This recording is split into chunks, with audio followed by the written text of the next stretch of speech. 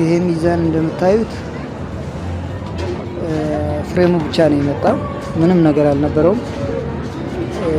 ሴንሰሩ አይሰራም። ሴል ሴንሰሩ አይሰራም።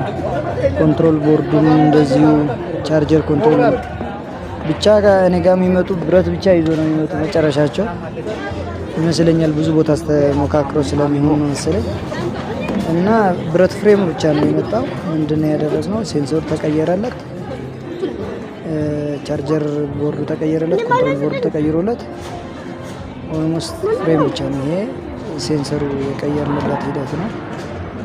ያው እንደምታዩት በማራዘሚያ ነው በደንብ ግጥም ብሎ መታሰር ስላለበት አለንኪው እሱን ነው እያደረግን ያለ ነው ማለት ነው።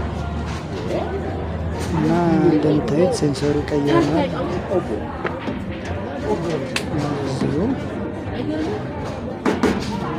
እንደምታዩት እንደዚህ ሴንሰር ቀየረ።